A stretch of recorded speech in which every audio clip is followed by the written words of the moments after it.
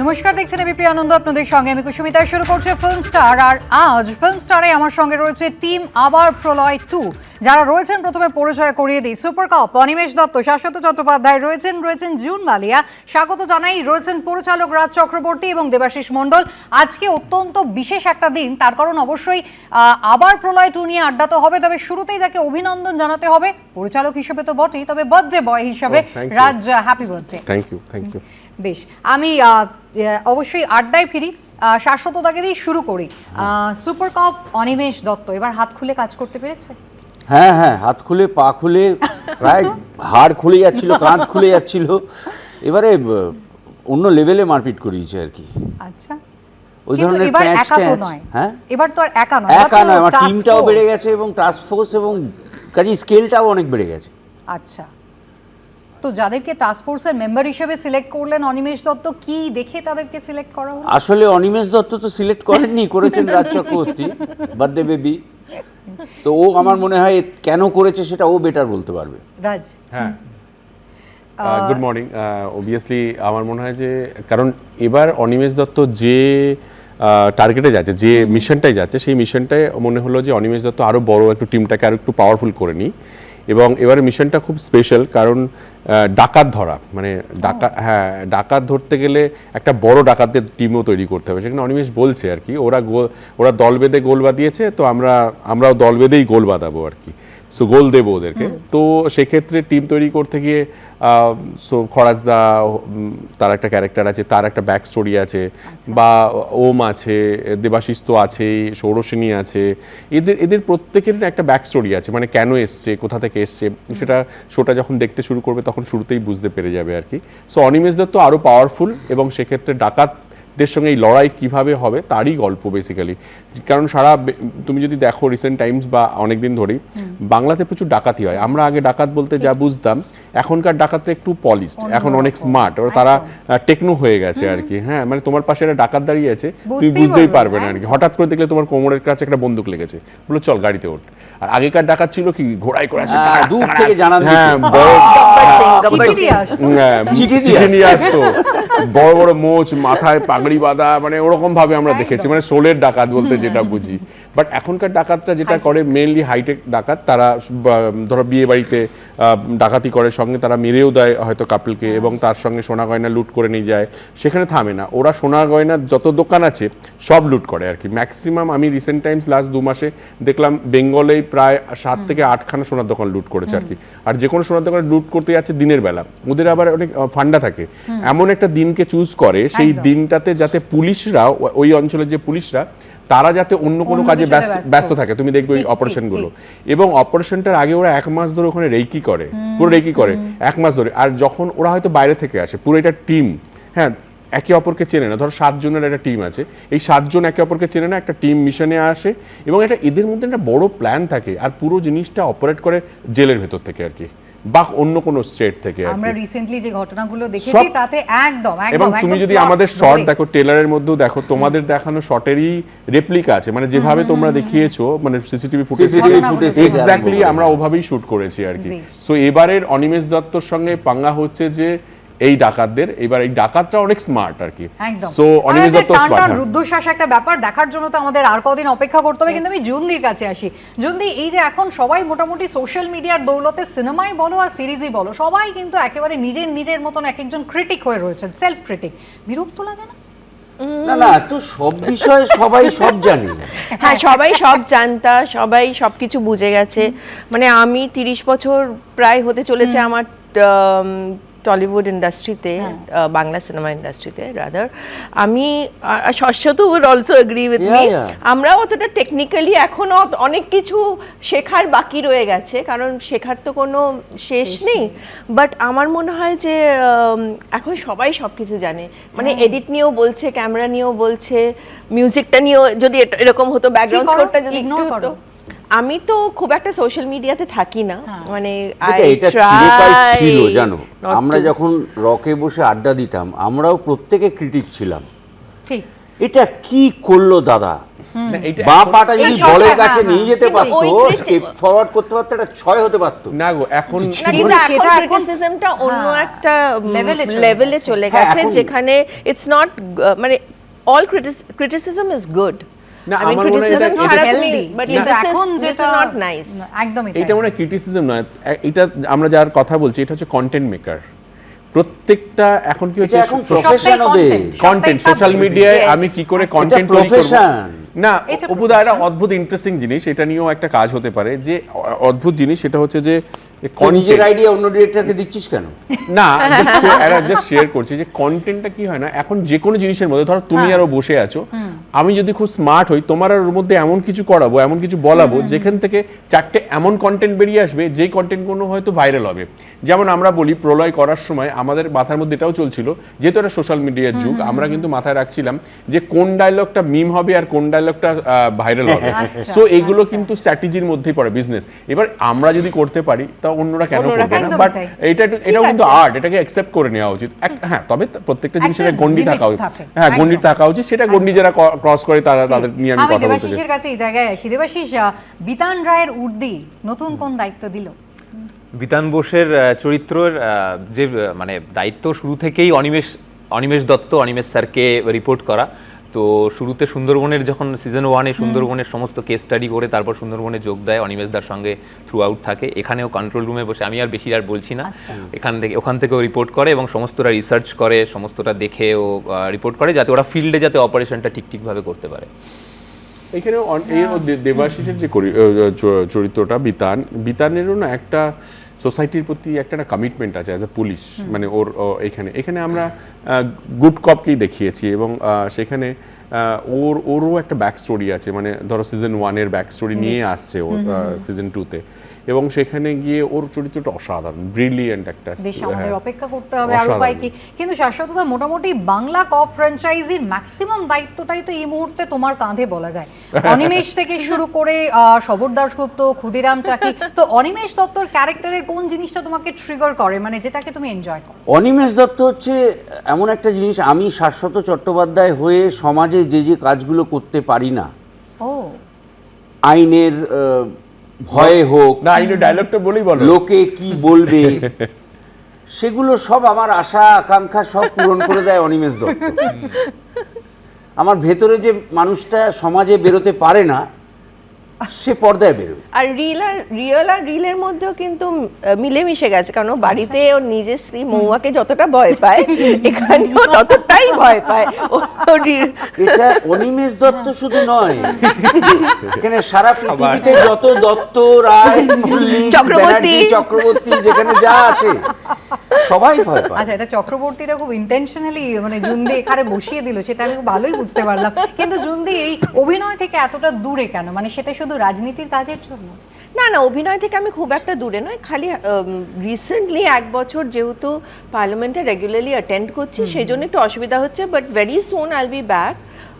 আমার অলরেডি কথা হয়েওছে, আচ্ছা। সো জুলাই থেকে আবার আমার দর্শকরা আমাকে দেখবে রেগুলার টিভির পর্দায়, and I am also very excited. অভিনয় থেকে আমি কোনোদিনই দূরে সরে যেতে পারি না, আমার সব কিছু যা আজকে যে আমি এখানে এসে তোমাদের সঙ্গে গল্প করছি এটাও আমার অভিনয়ের জন্য, সুতরাং অভিনয় থেকে তুই দূরে সরে গেলে অনেকের মন ভেঙে যাবে রে। একদম তাই, একদম তাই। বাট আমি হ্যাপি যে আমার কামব্যাকটা এই বছরে ওদের দুজনের হাত ধরে হলো। বাহ, এখানে চক্রবর্তীর কথা যখন জুন্দি ধরিয়েই দিল, তা পরিচালক রাজ চক্রবর্তীর কাছে কি প্রডিউসার শুভশ্রী কোনোভাবে লাভ লোকসানের হিসেব টিসেব চায় নাকি? দেখো, পরিচালক রাজ চক্রবর্তী অবভিয়াসলি সবসময় যখনই ইনভেস্টমেন্টের কথা ভাবে কারোর থেকে নেয়, সে শুভশ্রী হোক বা বাইরের কোনো প্রডিউসার হোক, এসবিএফ হোক বা যে কেউ, সবসময় মাথায় রাখে আমি কি করে তাকে তার মানে যে ইনভেস্টমেন্টটা সেটা কি করে রিটার্ন করাবো, এবং সেটা করিয়ে দিই বলেই হয়তো পরেরটা ইনভেস্ট করে আর কি। সো এতদিন ধরে কাজ করছি, ধরো হয়তো দেখা যাবে বক্স অফিসে তুমি সফল হলে না পুরোপুরি যেটা হতে চাইছো, কিন্তু সফল হওয়ার মানে ফিনান্সিয়ালি এই শোটাকে অন্যভাবেও আমরা বিজনেস মডেল আছে তো সেখানে আমরা নিয়ে আসি। সো কোনোভাবেই শুভশ্রী গাঙ্গুলি রাজ চক্রবর্তীতে ক্ষতি মুখে পড়বে না। সামাল দেওয়ার দায়িত্ব রাজ মাস চক্রবর্তী ডিরেক্টরকে নিয়েছেন। ইনভেস্ট করেছে, নিশ্চয়ই ও আরো ভালো হবে আর কি। আচ্ছা, বেশ। আরো প্রডিউসার ভালো হোক ওর। মঙ্গল হোক। আরো প্রডিউস জুনদি, তোমার তো আপলিফমেন্ট পলিটিক্যাল ক্যারিয়ারে হয়েছে, এমএলএ থেকে তুমি এমপি হয়েছো, তো এবার অ্যাক্ট্রেস থেকে তুমি ডিরেক্টর বা প্রোডিউসার ভাবছো? অনেকগুলো বছর আগে আমি তো ডিরেকশন দিয়েছি, অপু আমরা শুধু তোমারই জন্য রেগুলারলি আমরা কাজ করতাম, ইনফ্যাক্ট সবাই ওরা কাজ করেছে। আমার ফার্স্ট অ্যাজ এ ডিরেক্টর আমার ফার্স্ট হিরো ওয়াজ পরমব্রত। সো ইচ্ছে তো আছে, দেখা যাক, সময়ের একটু অভাব হচ্ছে, বাট হয়ে যাবে আমার মনে হয়। আচ্ছা দেবাশিস, জনি বনি, তারপরে আমরা তোমাকে শিকারপুরে দেখেছি, আবার প্রলয় দেখেছি, তো কোথাও পুলিশের ক্যারেক্টারে বারবার টাইপকাস্ট হয়ে যাওয়ার ভয় করে না? না সবই আলাদা আলাদা? হ্যাঁ, ভয় তো করে, কারণ কেউই রিপিটেড, মানে অ্যাক্টর হিসেবে আমিও নিজেকে রিপিট করতে চাই না, আর অডিয়েন্সও আমাকে রিপিটেডলি দেখতে চাইবে না একই জিনিসে। কিন্তু সেজন্য আমি চেষ্টা করি যে চরিত্র যেটাই আসুক সেটাকে আমি অ্যাজ এ হিউম্যান বিং কতটা আলাদা করতে পারি।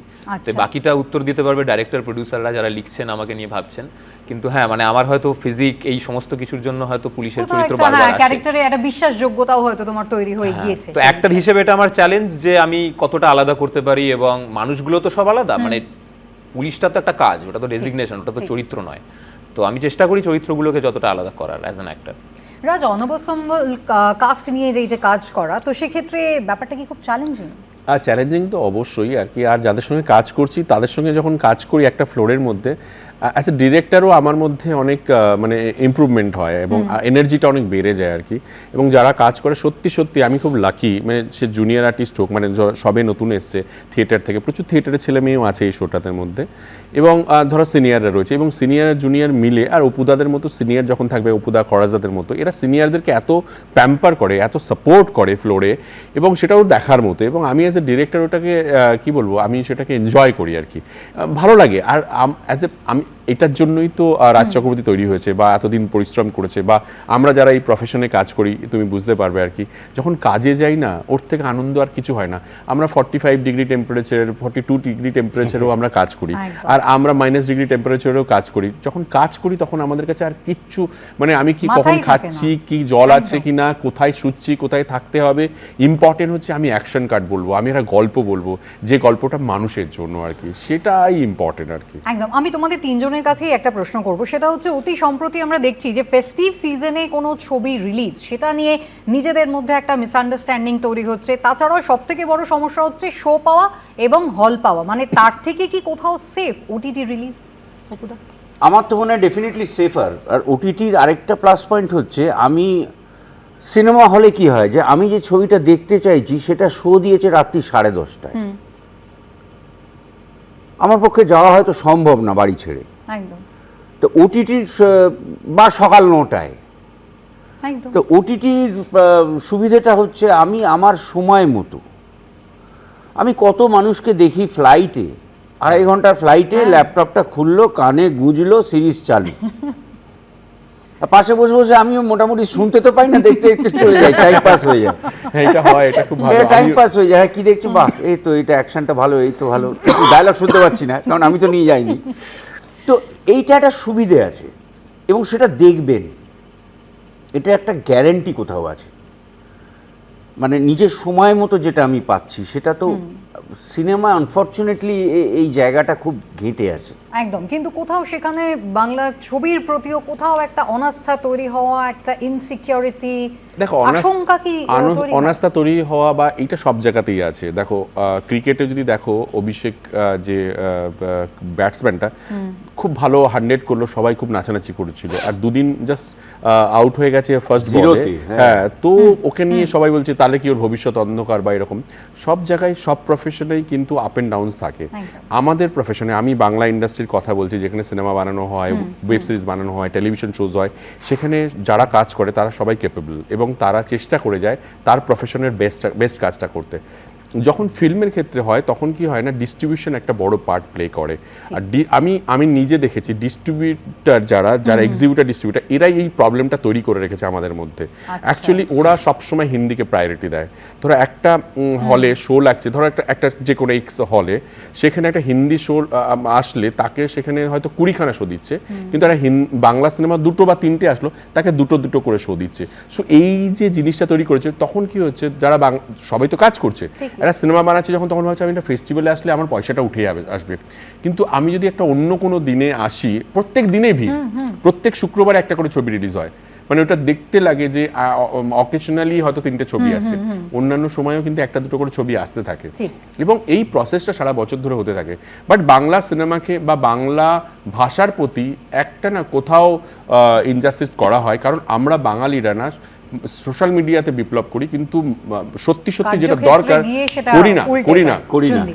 আমরা যদি গিয়ে টেবিল ছাপড়ে বলি না যে তুমি আগে ভাই বাংলা সিনেমা শো দাও, তারপর আমি তোমার সঙ্গে কথা বলবো, অন্যান্য স্টেটে তাই হয়। দেখো আমার ছবি ভালো কি খারাপ সেটা দর্শক ডিসাইড করবে, একেবারেই তাই, তুমি জুনদি। এক্সিবিউটর কে হে তুমি ডিসাইড করবে কোন আমার ছবিটা মনে চলবে হয় চলবে যে না। এটা একদম। খানিকটা একটা হাইপ ক্রিয়েট করা হচ্ছে, যে আমাদের সবার মধ্যে একটা দ্বন্দ্ব আছে, বা আসলে কিন্তু তা নয়। কারণ আমি যাদেরকে নিয়ে এইটা ক্রিয়েট করা হচ্ছে তাদের সাথে আমি ইন্ডিভিজুয়ালি কথা বলেছি, বিকজ আমার নিজেরই খারাপ লাগছিল প্রথম যখন আমি শুনলাম যে এরকম এরকম হচ্ছে। So I spoke to them individually, তাদের মধ্যে কিন্তু সেরকম কোনো প্রবলেম নেই।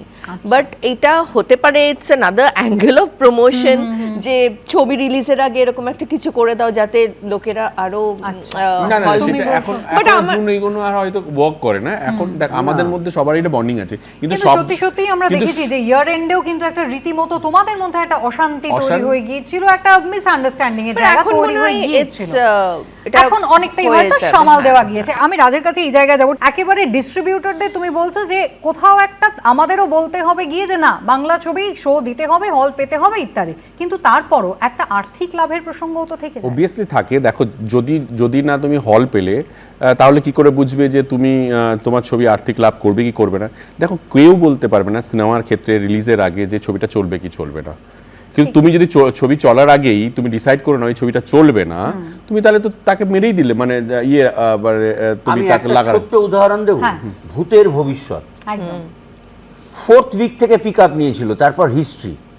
ঠিক। তুমি টাইম দাও, এত আমরা কি রিল দেখছি না সিনেমা টাইমও দেখছি দিতে হবে বুঝতে না, পারছি তুমি না তো। টাইমও দেওয়ার দরকার নেই, তুমি এক সপ্তাহে Space. দাও, কিন্তু তোমাকে তো তুমি কি করে ডিসাইড করছো আর কি আর্থিক। কেউ অনেক হিন্দি ছবি এসছে এসে পরের দিন চলেনি, এরকম হয়েছে আর কি। অনেক বাংলা সিনেমা এসছে যাকে 2টো শো দেওয়া হয়েছিল, পরে ভালো চলেছে বলে সেকেন্ড সপ্তাহে গিয়ে 4টে শো দেওয়া হয়েছে, কিন্তু ফার্স্ট সপ্তাহে তো 50-50 শেয়ারিং আরো থাকে। একটা আমার মনে হয় যে ফিল্ম রিলিজের আর ওটিটি রিলিজের মধ্যে টাইম স্প্যানটা এতটা কমে গেছে যে একটা অডিয়েন্সের মধ্যেও আজকাল কাজ করে যে ঠিক আছে হলে গিয়ে দেখতে হবে না, এই তো OTT তে তো 3 কদিন উইকের পরে দিয়ে মধ্যে দেবে, 3 উইকের দেখে নেবো, মাথায় আমরা হ্যাঁ। দেখে নেবো, যেটা হ্যাঁ। ধুরন্ধরের ক্ষেত্রে হয়েছে, বা অনেক একদম। না, একদম। ধুরন্ধর অনেক ব্যবসা করেছে। না না আমি সেটা বলছি না, আমি বলছি ঘাড়ে ঘাড়ে ওটিটি রিলিজ আর একদম। ফিল্ম রিলিজ একসাথে হয়ে যাচ্ছে, না, ওটাও আমাদের একটু এখানে ওটিটি দেখতে রিলিজ হবে। হয় না ওরকম ভাবে, আগে টেলিভিশন রিলিজ হয়ে যেত। না যেমন ভানুপ্রিয়া কি না ভূতের আরেকটা বড় সমস্যা আমাদের এখানে যেটা হচ্ছে, আমার ক্ষেত্রে তো আরো বলবো যে এখন যেহেতু কলকাতার বাইরে খুব বেশি হল নেই, মানে কয়েকটা Single হ্যাঁ play। সিঙ্গেল স্ক্রিন নেই, কয়েকটা হাতে গুনে মাল্টিপ্লেক্স রয়েছে, ফলে কি হয় না সবারই একটা চাপ থাকে যে আমি যতগুলো হল বা স্ক্রিন পাই যাতে আমার টাকাটা উঠে আসে, একদম। বা সবার আবার বিজনেস প্রলয় মডেল। 2 এর জন্য আমাদের শুভেচ্ছা তো থাকবেই এবং আমরা অপেক্ষাও করব, তবে একটু ছোট্ট করে জেনে নিই কার হাতে এরপরে কি কাজ রয়েছে। দেবাশিস। আমার 2-3টে মঞ্চ। ইন্ডিপেন্ডেন্ট বাংলা মঞ্চ। ছবি হিন্দি ছবি আচ্ছা, করেছি, হিন্দি এগুলো ছবির কাজও আস্তে রয়েছে, আস্তে আচ্ছা। আসবে। হ্যাঁ আচ্ছা, রাজের হাতে এরপরে কি? আমার এরপরে লেখালেখি চলছে, বলবো ক্রমশ প্রকাশ্য। আচ্ছা বেশ, সপুদা। আমার হ্যাঁ। এরপরে আরেকটা চ্যানেলে ইন্টারভিউ আছে। জুনদি তো বলেইছে আমাদের আর কয়েক Yes. মাস মাত্র অপেক্ষা করতে হবে, তারপরে কিন্তু আমরা নতুন কাজ দেখতে পাবো।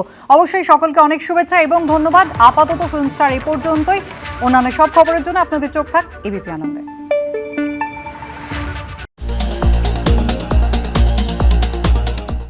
এবিপি আনন্দ এগিয়ে থাকে, এগিয়ে রাখে।